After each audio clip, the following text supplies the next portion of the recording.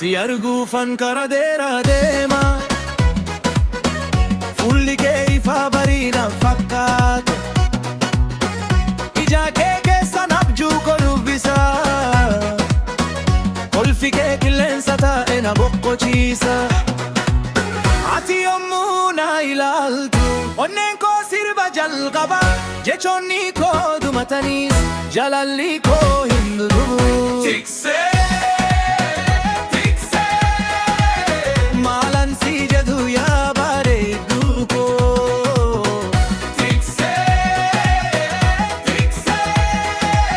onneen koo si qofa filatee, harka kee qabee si bira jiraate, bara baraan si waliin adeemuun fedha koo. Tiksee koo si malee jireenyi koo hiikan qabu.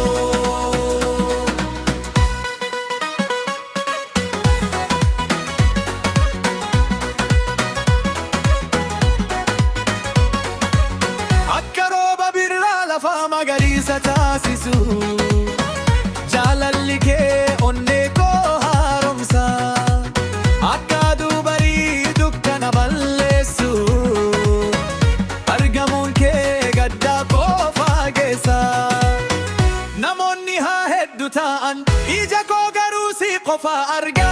Onneen koo mootummaa qaba yoo ta'e ati mootitti isa qofa. Maqaan kee sirba afaan koo taa'e.